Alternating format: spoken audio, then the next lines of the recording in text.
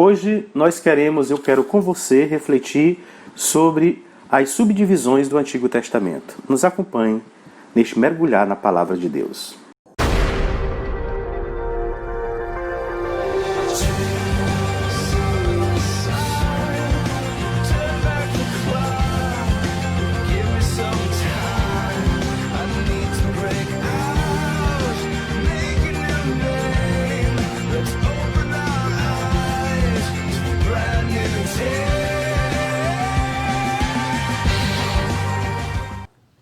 Irmãs e irmãos, é bom retornarmos mais uma vez para refletir sobre a Palavra de Deus. A Palavra de Deus é algo que nos encanta.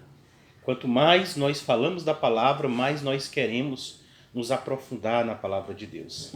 E para conhecer a Palavra de Deus não há outra forma senão tê-la em mãos e folheá-la, criar essa intimidade, essa proximidade com a Palavra de Deus. À medida que nós vamos criando a intimidade, proximidade com a Bíblia, mais nós vamos conhecendo dela.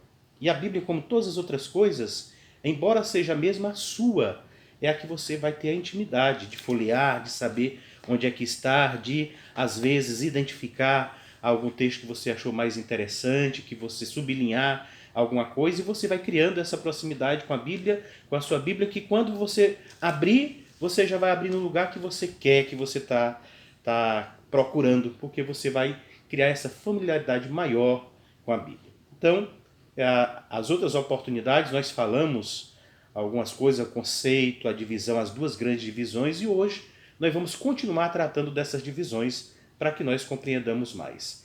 É importante nós sabermos, como nós tratamos da outra vez, que a Bíblia ela tem essas duas grandes divisões, Antigo e Novo Testamento. Hoje nós falaremos de forma simples, de outros pormenores ou pequenos detalhes sobre a Palavra de Deus, a Sagrada Escritura. Sobre os livros da Bíblia, os livros canônicos, o número de livros que a Bíblia tem. Certamente, muitos de nós temos a curiosidade sobre os livros da Bíblia. Algumas têm os livros a mais, outros a menos, o porquê. Nós queremos tratar, sobretudo, de modo simples, disso hoje. Então, o Antigo Testamento, como nós vimos na quarta passada, a Bíblia tem essas duas grandes divisões, Antigo e Novo Testamento, e cada um deles subdivididos com subdivisões. Então, a grande divisão é Antigo e Novo Testamento. Sendo que, ao todo, essa biblioteca, essa coleção de livros, na Bíblia Católica são 73 livros, sendo 46 do Antigo Testamento e 27 do Novo Testamento. Então, duas grandes divisões, Antigo e Novo. O Antigo Testamento é a parte maior da Bíblia. Dos 73 livros da Bíblia Católica, 46 estão lá no Antigo Testamento. Apenas 27 livros estão no Novo Testamento. E aí, nós vamos hoje tratar mais especificamente, nesses poucos minutos, sobre os livros do Antigo Testamento, ou as subdivisões, para que a gente grave bem. Nós sabemos que o Antigo Testamento ele se subdivide em 5 partes. 5 partes são as subdivisões do Antigo Testamento. São eles o Pentateuco, os livros históricos, os livros proféticos, os livros poéticos e os livros sapienciais. Para que a gente compreenda, grave bem, vamos colocar aqui, o Marcos vai colocar, o Antigo Testamento é subdividido em Pentateuco, histórico, proféticos, poéticos e sapienciais. As 5 subdivisões do Antigo Testamento. O Pentateuco corresponde aos 5 primeiros livros da Bíblia, que são eles Gênesis, Êxodo, Levítico, Número e Deuteronômio. Os 5 primeiros livros, como a Bíblia está organizada hoje, formam o Pentateuco, a primeira da subdivisão do Antigo Testamento. A segunda subdivisão do Antigo Testamento são os livros históricos. E os livros históricos se dividem em 3 categorias. São os históricos deuteronomistas, os históricos cronistas e os históricos episódicos. Então, nós sabemos, já falamos que são as 5 divisões do Antigo Testamento: Pentateuco, histórico, profético, poéticos e sapienciais. Acontece que a segunda subdivisões se autodivide ou subdivide em 3. São históricos deuteronomistas, históricos cronistas e históricos episódicos. Os históricos deuteronomistas correspondem a 4 livros, são 4 livros: Josué, Samuel e Reis, sendo Josué 1, Samuel 1 e 2, Reis 1 e 2. Então, os 4 livros dos Reis e Samuel, os 2 livros, Reis e Samuel, embora sejam um só, e também Josué. Então, estes formam a primeira subdivisão, a segunda subdivisão do Antigo Testamento. Os 1 e 2 Samuel, 1 e 2 Reis, que já são 4, e Josué. Mas esses 5 livros, na verdade, se transformam em 3, porque Josué, Samuel e Reis. Embora Reis tenha 1 e 2 e Samuel tenha 1 e 2. Os históricos cronistas são 3. Crônicas, Esdras e Neemias. Sendo que Crônicas, assim também como no primeiro tem Samuel 1 e 2 e Reis 1 e 2, Crônicas é 1 e 2 que fazem parte. Primeiro Crônicas e segundo Crônicas dos livros históricos cronistas. E os históricos episódicos são 4. Ruth, Judite, Tobias e Esther. São os livros que fazem parte do Antigo Testamento, dentro do Antigo Testamento, da parte histórica episódica. Então, Ruth, Judite, Tobias e Esther.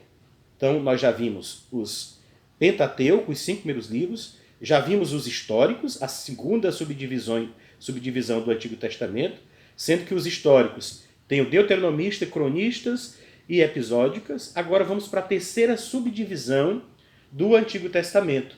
A terceira subdivisão do Antigo Testamento são os livros proféticos. Os proféticos também se autodividem em profetas maiores e profetas menores.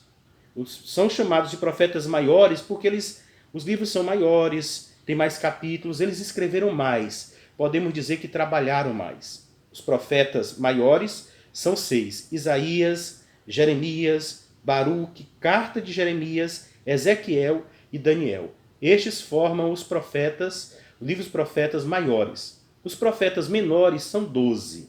Oséias, Joel, Amós, Abdias, Jonas, Miqueias, Naum, Abacuque, Sofonias, Ageu, Zacarias e Malaquias. Então, estes profetas maiores e menores são a terceira categoria da subdivisão do Antigo Testamento. O Antigo Testamento se autodivide em 5 partes: Pentateucos históricos, que se subdividem em 3 partes: histórico-deuteronomistas, histórico-cronistas e históricos episódicos, e a terceira parte da subdivisão, das 5 subdivisões do Antigo Testamento, que são os proféticos, que subdividem em maiores e menores, que são estes os que nós vimos. Então, já foram as 3 subdivisões do Antigo Testamento. A quarta parte dessa subdivisão do Antigo Testamento são os livros que nós chamamos de poéticos, os livros poéticos. Então, são que fazem parte dessa subdivisão que nós vamos ver também, né? Estes livros que nós chamamos de poéticos por várias situações, pelo contexto, pela mensagem que eles trazem. Então, eles são os Salmos, o Cântico dos Cânticos e Lamentações. São estes os livros chamados de poéticos, ou estão dentro do contexto que nós chamamos de poéticos. Então, além do Pentateuco, que são 5 livros, dos históricos, que se subdividem em Deuteronômio, histórico-deuteronomistas, históricos, cronistas e históricos episódicos, dos proféticos, que são maiores e menores, a quarta subdivisão são os poéticos. E os poéticos, Salmo, Cântico dos Cânticos e Lamentações. A última subdivisão do Antigo Testamento são os livros sapienciais. Então, nós temos Pentateuco, históricos, que são 3, deuteronomísticos, histórico-cronísticos e históricos episódicos. Nós temos os proféticos, que são os maiores e menores. Nós temos os poéticos e os sapienciais, a quinta parte do Antigo Testamento. E os livros sapienciais, considerados sapienciais, são 5. Jó, Provérbios, Eclesiastes e Sabedoria. São os 5 livros que fazem parte dessa subdivisão do Antigo Testamento chamado de livros poéticos. Portanto, quando nós estamos conhecendo a Bíblia Além de sabermos que aquele livro faz parte do Antigo Testamento, é importante sabermos que do Antigo Testamento ele faz parte do Pentateuco, que são as leis, a primeira parte. Eles fazem parte dos livros históricos. E se fazem parte dos livros históricos? Estão entre os deuteronomistas, os históricos cronistas ou os históricos episódicos. Eles são profetas? E são dos profetas maiores ou dos profetas menores? Eles são poéticos ou são sapienciais? E aí a gente vai sabendo a importância que cada um deles tem. Todos são inspirados, mas dentro do grau da inspiração há essa divisão para nós contextualizarmos melhor esses livros. Então, para que nós compreendamos melhor nessa divisão e na Bíblia como um todo. A Bíblia Católica, na nossa Bíblia, há 7 livros a mais. Ou seja, 7 livros que são encontrados na Bíblia Católica, que nas outras versões, nas versões protestantes ou evangélicas, os 2 nomes não são apropriados, mas é assim que chamamos, ou judaicas, nelas não se encontram. São os livros de Tobias, Judite, primeiro livro de Macabeus, segundo livro dos Macabeus, Sabedoria e Eclesiástico, também chamado de Siracidas, e Baruque. São os 7 livros. Então, os 7 livros que não são encontrados nas outras versões, são nas nossas. Tobias, Judite, livro dos Macabeus 1 e 2, Sabedoria e Eclesiásticos e Baruque.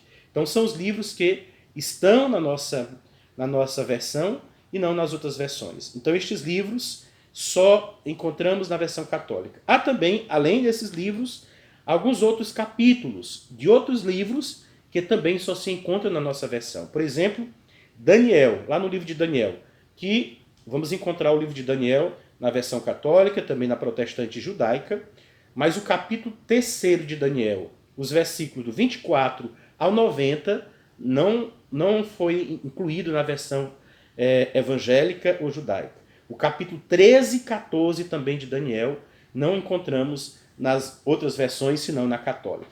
O livro de Esther, o capítulo 10 e o versículo 4, nós não encontramos em outro lugar, apenas na versão católica. E também de Esther, o capítulo 16 e o versículo 24, também só encontramos na versão católica. Então, agora por que isso? Por que há essa diferença de livros que existe na versão católica e não nas outras versões? É importante a gente compreender, porque tudo isso faz parte da nossa familiaridade com a palavra de Deus. Então, até o 1º século da era cristã, os judeus da Palestina ainda não haviam estabelecido a lista dos livros inspirados, os livros canônicos.